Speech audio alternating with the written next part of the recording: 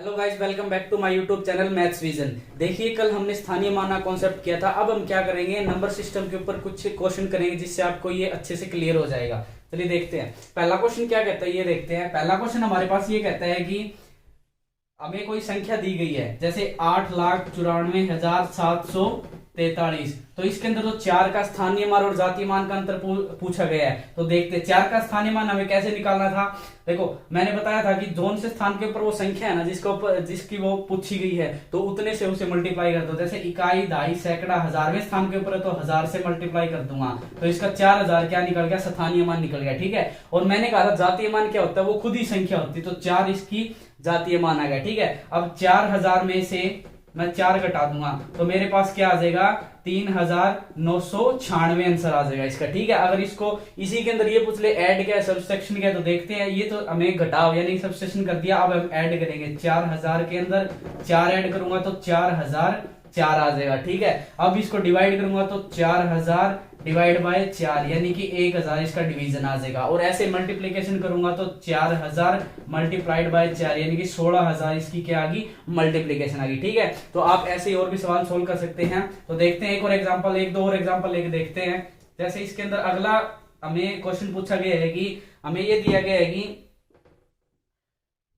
9,43,751। अब इसके अंदर क्या किया इसने 3 का स्थानीय मान पूछ लिया। मैंने देखा 3 का स्थानीय मान पूछ लिया। 3 देखें कौन से स्थान पर है, इकाई, दहाई, सैकड़ा, हजारवें स्थान पर है, तो 3 गुणा 1000 यानी कि 3000। और यहीं पे अगर मान लो इसका जातीय मान पूछ लेता तो क्या होता, वही है 3। अब इसके अंदर वही चीज है, वही पूछ लेगा, जोड़ करो, घटा करो, भाग करो और गुणा करो। ठीक है। अब इसके अंदर मान लो मेरे को 9 का स्थानीय मान पूछ लिया, तो 9 का कैसे लिखेंगे, 9 देखेंगे पहले कौन से स्थान पर है, इकाई, दहाई, सैकड़ा, हजार, 10,000, लाख के स्थान पर है, तो 9 गुणा 1,00,000 से मल्टीप्लाई कर दूंगा मैं। ठीक है। तो हमारे पास क्या आ जाएगा, ये हमारे इसका स्थानीय मान आ जाएगा। ठीक है। और इसका जातीय मान क्या होगा, 9 ही होगा। ठीक है। अब जैसे कुछ एक और क्वेश्चंस देखते हैं। अब देखो किस टाइप के और क्वेश्चंस आते हैं। अब हमें क्या पूछ लेगा वो कि किसी भी अंक की पावर दे देगा, किसी भी संख्या की पावर दे देगा, उसके अंदर इकाई का अंक पूछ लेगा। जैसे देखते हैं, जैसे मैं बताता हूं आपको कैसे सोल्व करना है। जैसे a की पावर b है, तो इसके अंदर ये पूछ लेगा कि इसके अंदर इकाई का अंक क्या है। ठीक है। तो इसको कैसे निकालेंगे, जो ये पावर होती है ना, इसको 4 से डिवाइड कर दो सबसे पहले।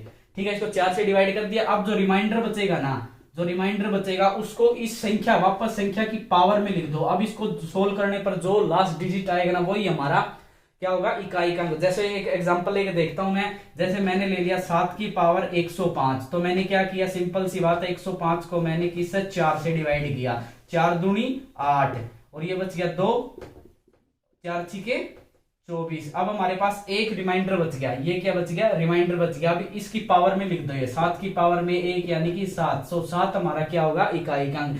अगर इसको 7 को 105 बार मल्टीप्लाई करोगे तो हमारे पास इकाई का अंक 7 आएगा। ठीक है। जैसे और क्वेश्चन लेके देखते हैं। जैसे मैंने ले लिया 2 की पावर 65, तो 2 की पावर 65 ले लिया। इसमें वही चीज फिर करेंगे, 65 को मैं 4 से डिवाइड करूंगा तो मेरे को पता है ये 16 चौके 64 आएगा, एक हमारे पास शेष बचेगा और 2 की पावर 1 कर दूंगा तो 2 इसमें इकाई का अंक आएगा। ठीक है। जरूरी नहीं है कि सभी को डिवाइड करने पर एक ही रिमाइंडर आए, 2 भी आ सकता है, 3 भी आ सकता है। जैसे किसी का 2 आ गया तो 2 की 2 पावर कर दूंगा 4 हमारे पास क्या आ गया, इसका इकाई का अंक आ गया। ठीक है। देखिए अब क्या करते हैं कि इसके गुणा के अंदर देखते हैं इकाई का अंक क्या होगा। गुणा भाग जोड़ के अंदर भी इकाई का अंक पूछ लेता है ये। जैसे हमें कोई संख्या दे दी, देखिए ये हमें संख्या दे दी 694 मल्टीप्लाई 535 मल्टीप्लाई 786। तो देखो आपको पूरी गुणा संख्या गुणा करने की जरूरत नहीं है। आप क्या करोगे, सिर्फ जो इकाई का अंक उसको गुणा करोगे। 4 की 5 के साथ करी, 4 5 20। अब 20 की भी 6 के साथ करो, 20 छिके 120। अब जो लास्ट का अंक है वो इसका क्या होगा, 0, इकाई का अंक हो जाएगा। ऐसे ही और लेके देख सकते हो। जैसे 685 गुणा 576 गुणा में 388। ठीक है। तो ऐसे ही 5 छिके 30, 30 अठे 240। तो सिंपल सी बात, 0 इसके अंदर क्या आ गया, इकाई का अंक आ गया। ऐसे ही एडिशन के अंदर करेंगे। जैसे 294 प्लस 357 पूछ लिया, तो आप पूरा टोटल जोड़ करने के रहने दो। आप क्या करो, सिर्फ इन दोनों को लास्ट वाले को जोड़ दो, 7 और 4 11 यानी कि इकाई का अंक क्या आ गया, हमारे पास 1 आ गया। ऐसे ही सब्सट्रैक्शन के अंदर देख सकते हैं। जैसे 100 में से मैंने 85 घटा दिया तो मेरे पास क्या आ गया, 15 के अंदर इकाई का अंक क्या है, 5। तो ऐसे ही जोड़ घटा गुणा भाग के अंदर आप इकाई के निकाल सकते हो। आप अपनी बुक के अंदर से कोई भी क्वेश्चन, ऐसे बहुत सारे क्वेश्चंस मिलेंगे, वो आप एक कॉपी के अंदर करके देखना, जिससे आपकी प्रैक्टिस है वो और भी बढ़ जाएगी। ठीक है, अब जैसे क्या है हमारे पास कुछ और क्वेश्चंस हैं, जैसे हमें ये पूछ लिया, देखो अब मल्टीप्लीकेशन के अंदर और पावर के अंदर दिया हो तब कैसे पूछेंगे, यानी कि पावर के अंदर दे दिया क्वेश्चन और मल्टीप्लाई कर दी उसको, ठीक है, और उसके अंदर इकाई का अंक पूछ लिया। जैसे हमें ले लिया 3 की पावर 65 गुणा 6 की पावर 59 और गुणा में 7 की पावर 71। ठीक है, अब इसके अंदर कैसे करेंगे, मैं पहले 3 की 65 को सोल्व करूंगा। मेरे को पता है मेरे को कि 65 को 4 से डिवाइड करना है, तो 16 चौके 64, 16 चौके 64 बच गया किसका शेष 1, वो मैं इसके ऊपर रख दूंगा। अब उसके बाद क्या करेंगे हम, जैसे 6 की पावर 59 है, तो मेरे को पता है मैं 59 से डिवाइड करूंगा, तो ये 1 पे गया, ये 4 पे गया, यानी कि 3 शेष बच गया, मैं 3 को इसके ऊपर रख दूंगा। ठीक है, अब उसके बाद मैं 71 को फिर मैं 4 से डिवाइड करूंगा, तो ये मेरे पास क्या आ गया, ये 1, ठीक है, ये 1 आ गया और ये 3 ये 7 आ गया। ठीक है, यानी कि 17 चौके 68 और ये 3 क्या बच गया हमारे पास, शेष बच गया, मैं 7 की पावर 3 कर दूंगा। अब इसको मल्टीप्लाई करूंगा, 3 मल्टीप्लाई इसको 216 हो गया और ये क्या हो गया 343। ठीक है, अब इसको इसका क्या करना है, इकाई का निकालना, सारा मल्टीप्लाई करने की जरूरत नहीं है। देखो 3 इकाई का अंक लेना है, अपने यूनिट डिजिट लेना है, 3 6 18, ठीक है, 18 3 54, तो हमारे पास 54 आ गया। इसका इकाई का अंक क्या आ गया, 4 आ गया। ठीक है, इकाई का अंक क्या आ गया हमारे पास 4। तो इसको और ऐसे सोल्व कर सकते हैं बिल्कुल इजीली तरीके से। ठीक है, जैसे अब हमारे पास एक और क्वेश्चन लेते हैं, जैसे सब्सट्रैक्शन के अंदर पूछ सकते हैं, ये तो मल्टीप्लीकेशन के अंदर पूछ लिया इसने, अब पूछ सकता है सब्सट्रैक्शन के अंदर। जैसे मेरे पास है 7 की पावर 95 माइनस 3 की पावर 58, तो वही चीज है, पहले मैं इसको लेके चलूंगा, तो इसको लेके चलूंगा तो 7 की पावर 95 है, तो 95 को मैं 4 से मल्टीप्लाई करूंगा, ये होगा 4 से सॉरी डिवाइड करूंगा। ठीक है, तो 4 दूनी 8 और ये कितना हो गया हमारे पास 4 3 12 और हमारे पास शेष कितना बचा 3, तो 7 की पावर 3 यहां पर रख दूंगा माइनस में। अब देखो ये 3 की पावर 58 लेके चल रहे हैं, तो 58 को मैं 4 से भाग दूंगा, तो 4 एकम ये हो गया 4 एकम 4 और ये 18 बच गए यहाँ पे, तो 4 चौके 16, यानी कि 2 हमारे पास शेष बच गया। माइनस 3 की पावर 2 कर दूंगा, इसकी क्यूब होती है 7 की क्यूब 343 होती है, माइनस 3 की क्यूब ये 3 का स्क्वायर क्या होगा 9। अब आपको पता है भाई एक हासिल लेंगे, 13 में से 9 गए 4, आपको बाकी की रकम लिखने की जरूरत नहीं है, तो 4 हमारा क्या आ गया, इकाई का अंक आ गया। इसको बिल्कुल इजी तरीके से ऐसे सोल्व कर सकते हैं। अब कुछ और टाइप के क्वेश्चन हमारे पास आते हैं, देखिए कैसे क्वेश्चन आते हैं हमारे पास। क्वेश्चन देखिए क्या कहता है, क्वेश्चन ये कहता है अगर किसी संख्या को 357 से भाग दे देते हैं, ठीक है, ये क्वेश्चन कहता है अगर किसी संख्या को 357 से भाग दे देते हैं तो हमारे पास क्या 39 शेष बचता है। अगर उसी को 17 से भाग दिया जाए तो हमारे पास क्या शेष बचा है। देखो एक सिंपल सी बात है कि इसके अंदर है ना इतना लंबा चौड़ा करने की जरूरत नहीं है, सिंपल सी एक ट्रिक है कि इसको आप छोड़ दो, इसको छोड़ दो, आप सिर्फ इसको और इसको देखो। देखो 357 से भाग देने पर 39 शेष बचता है, अगर 17 से भाग देने पर क्या बचेगा। ठीक है, इस 39 को 17 से भाग दे देते हैं हम। ठीक है, 39 को मैंने क्या किया 17 से भाग दिया, 17 दूनी 34। ठीक है, यहाँ पर 5 शेष बचा, तो वो 5 होगी हमारे पास। ठीक है, वो 5 शेष बचेगा हमारे पास जब उनको 17 से भाग देंगे तो। ठीक है, तो दोबारा बता देता हूँ, किसी संख्या को 357 से भाग देने पर 39 शेष बचता है, तो 17 से भाग देने पर क्या बचेगा। अब सिंपल सी बात है, 357 को तो आप भूल जाओ, 357 में कोई काम ही नहीं है, आप सिर्फ 39 जो शेष बचा है ना उसको 17 से भाग दो, और उसको 17 से भाग देने पर जो हमारे पास शेष बचेगा ना वही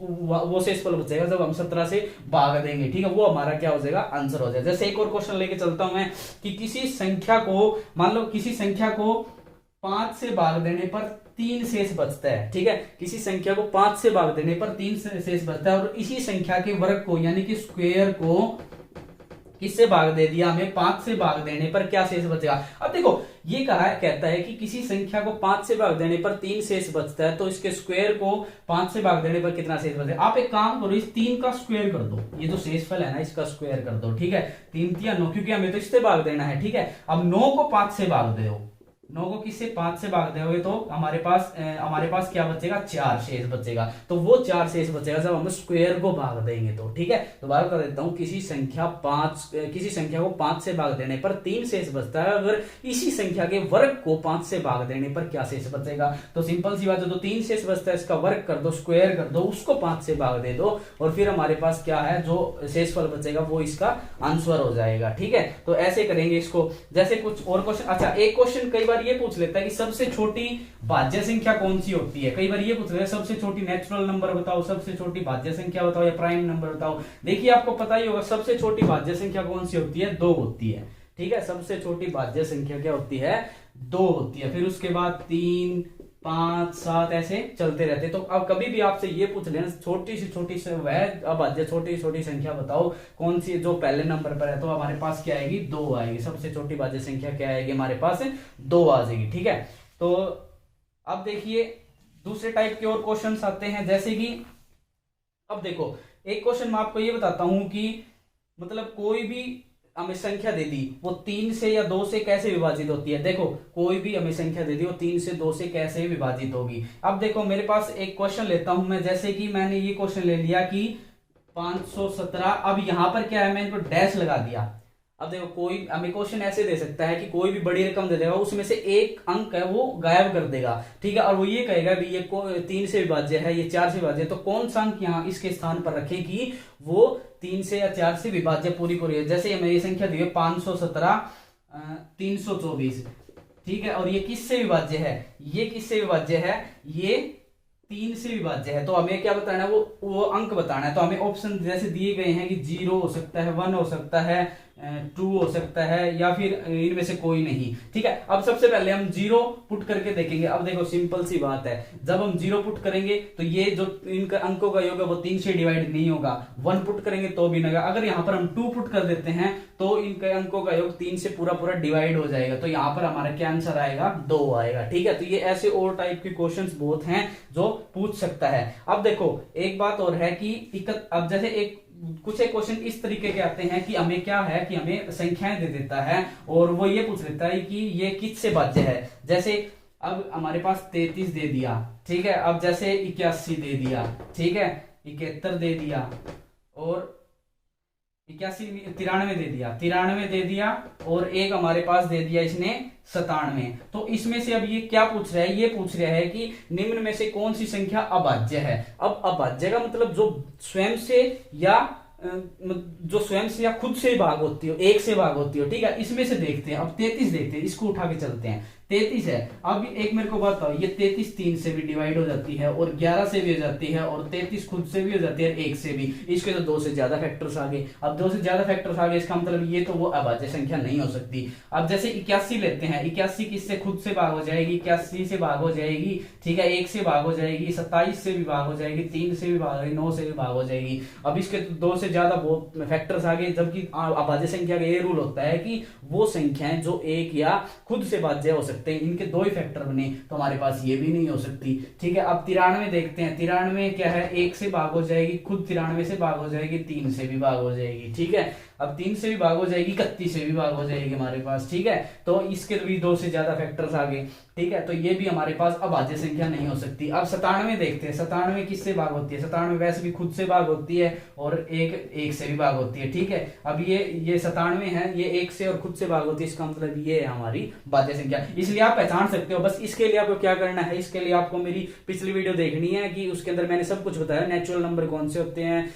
टाइप्स ऑफ नंबर सारे बताए हुए हैं, नेचुरल को प्राइम इरेशनल रेशनल सभी बताए हुए। तो उसके बेस पे आप क्या इनको पहचान सकते हो कि कौन सी संख्या कौन से भाज्य हो सकती है, ठीक है। तो देखिए दोस्तों, आज के लिए मैंने बहुत सारे क्वेश्चंस आपको करवाए, उम्मीद है आपको पसंद आए होंगे। अगर आपको मेरी ये वीडियो अच्छी लगी तो लाइक शेयर सब्सक्राइब करें। Thank you.